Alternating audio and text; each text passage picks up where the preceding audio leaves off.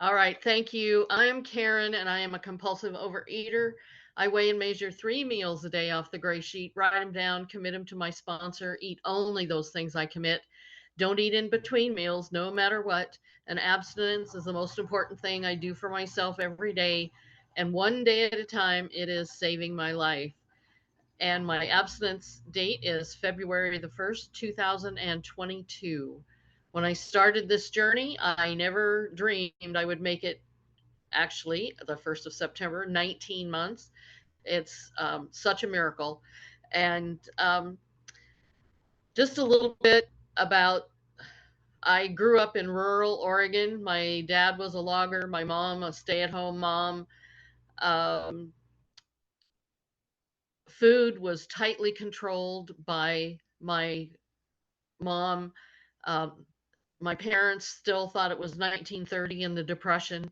And so everything was, kept. We had a drawer that had tinfoil and, string and rubber bands. And, you didn't throw anything away. You reused everything. And my dad fixed, just everything that was possible to be fixed.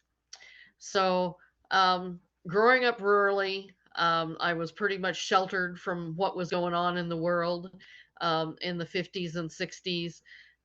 We watched the news, but the news wasn't like it is today. But anyway, we grew all our own vegetables and had an orchard. We canned everything.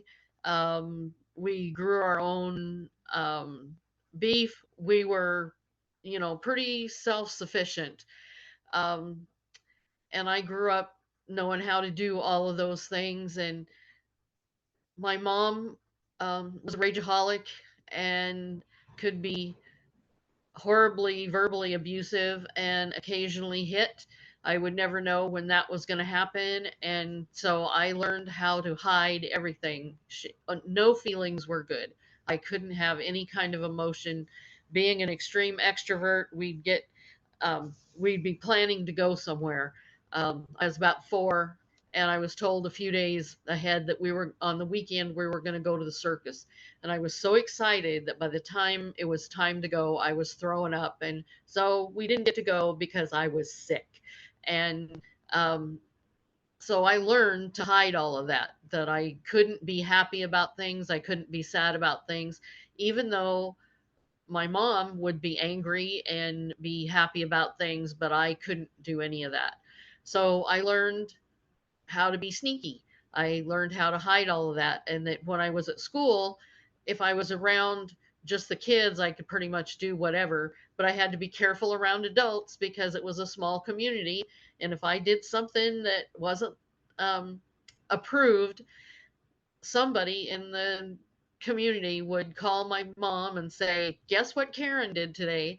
And then I'd be in trouble. And so I learned how, like I said, to be sneaky and to pretend and fake just about everything.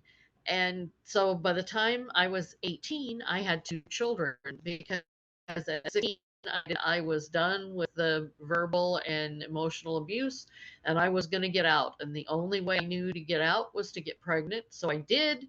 And I don't really recommend that as a way to start a family or start being an adult, but that's what I did. And I'm grateful for my children today. I have 3. And by the time I was 18 with the 2 children, I realized I was in charge. I was in charge of the food, and I could eat when and wherever I wanted because my first priority was always someone else. I was raised to believe that I did not matter, that nothing I did was ever good enough. And so my children had to come first. And so when meals were prepared, I fed my kids, and then after everybody else ate, then I could eat. And I did, you know, cleaning up what was left mostly. And so I never really hid it because nobody wanted to be doing the things I was doing. Nobody wanted to clean up, so they would all appear. My would disappear, so there was no help, even though the 2-year old and the 3-year old, they were pretty willing to do things, but, they're not. I let them do little things, but there was no real help to get things done. So I was pretty much in control of everything. If the bills got paid, I did it. And finally, it was if there was a job being held, it was being held by me. And That's so plus, I was apparent. taking. All right, thank you so much. So I was pretty much um, not cognizant, didn't really know about emotions or how to deal with them because I just pushed them away. So that's how I lived my adult life. And I started working for the Oregon Department of Corrections and worked for them for 37 years. And that's a work site where being competent and not having a lot of emotion and everything is very valued. And so my work life was good. I was competent, I was valued at work, but as soon as I left work, I felt like I was this colossal failure. And I never got promoted at work because I didn't have a degree. Um, I didn't finish high school, of course, having my first child at 17, the second at 18, and my third, I was 25. So, um, after a divorce, single mom, working full time, I finally got the job with the Department of Corrections, which changed our life. We weren't living, having to pay one bill one month and another bill the next month and living hand to mouth and all the time and that sort of thing. But to have a life, I was still living under the umbrella of what my parents had taught me, and that was that there's a definite place for women. Women were not leaders. Women were homemakers and raising children. And I was told in every way possible that because I worked, there was something wrong with me because I was just a better person. My husbands wouldn't leave me. And um, and little did my parents know that I finally got a backbone and I was the one that was leaving. But anyway, so fast forward through a lot of years of compulsive eating, going to the refrigerator and saying, I don't want any of that, especially after the kids were gone. My compulsive eating just skyrocketed because I wasn't having to feed kids. And so there was some semblance of some kinds of controls. And with kids, money goes to their school and all kinds of things. And so all of a sudden I had a little more disposable income. So I'd go to the refrigerator, I'd look and say, I don't want any of that. Would go to the nearest favorite fast food place and get something to eat. And then I'd see another place and I'd say, oh, I can get that for tomorrow. And I can get that for tomorrow. So I don't have to cook tomorrow. And the race was on because by the time I went to bed at night, all of that was gone. So I was compulsively eating everything that wasn't nailed down. Food was how we celebrated everything. If somebody was sad, we ate. If somebody was happy, we ate. If it was a birthday, if it was a holiday, we ate. That's what we did. And so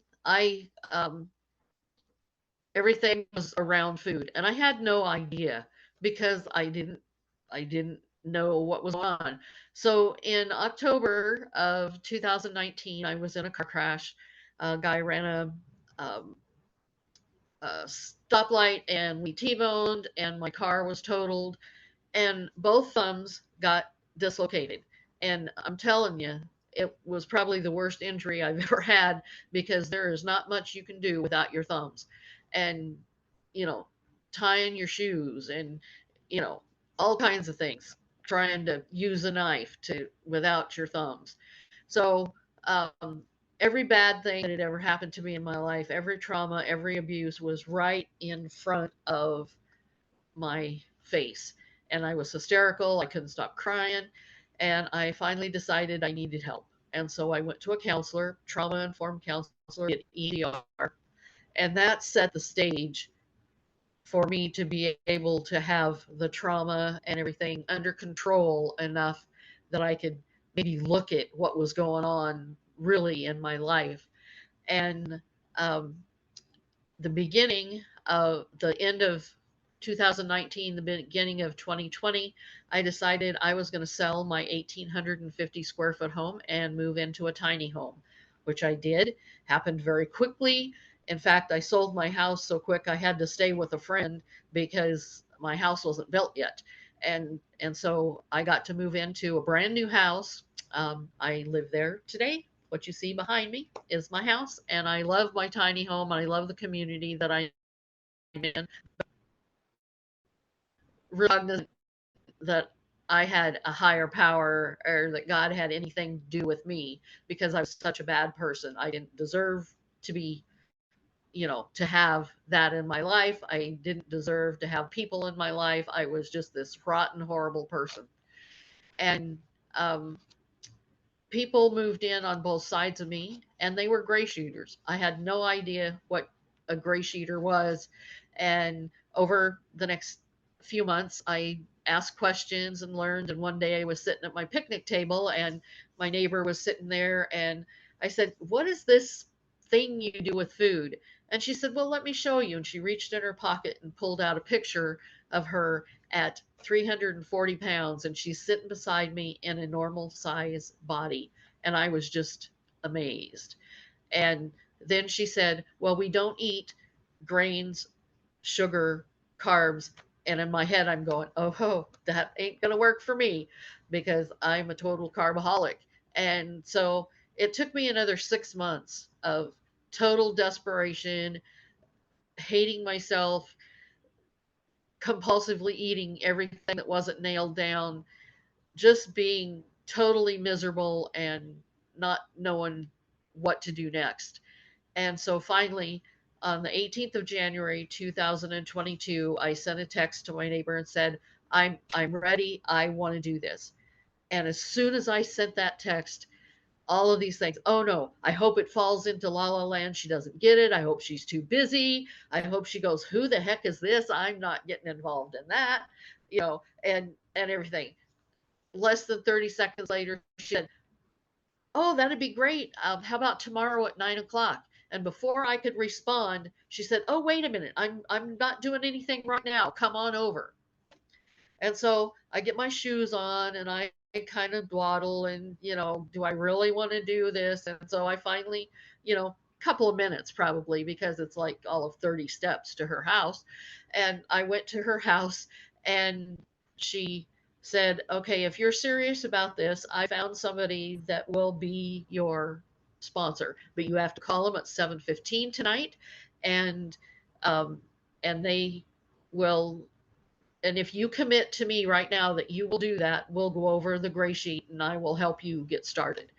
And so I said I would, and we went over the gray sheet, and the rest, as they say, that is that, because I decided I was going to do this. Because I live alone, I came into my home and took garbage bags, and everything that was not on the gray sheet went out. I gave away a lot went in the trash, and a few things that I didn't know if I could let go of stayed in a bag in my shed for a while. But I realized I really didn't want those things, and so it's all gone. Nothing in my house. Well, I got to take that back because I do keep a couple of things when I cook for my kids and for my great grandson when he comes and visits. Um, he eats something that we don't and whatnot. And I very early on learned to put my food in a bowl and have a little plate with some of the same things I was eating that he could grab because, well, he's 4 now, but he was 2, and I didn't want him coming to great grandma's house and the only thing he ever heard was no. So I would go through my house and move everything that a 2-year-old should get a hold of, and I would put a plate with some of my stuff so he could, reach onto my plate and get things without having to be told no. 1 minute left. But it is. Thank you. Oh my goodness. There's so much happened in the last 18 months. I was on a walker using a cane. I don't have to use those things now. Occasionally something will come up. I just got over uh, uh, tendonitis in my Achilles tendon, had a boot on for a while, and this program, being connected, being willing, surrendering my will. Those things are so important that I absolutely must do those things. I have to follow the gray sheet absolutely to the letter, because if I give my brain an itty bitty bit of wiggle room, I know I will be right back to almost 250 pounds. And today I've lost 87 pounds and have a life that I never ever dreamed would be possible. And it's all because of Gray Sheet, because of these rooms and all of you. I'm so grateful. Thank you so much for walking this walk with me and being available for calls and to just be part of this life that I never dreamed I'd ever be able to have. Thank you so much for letting me share today.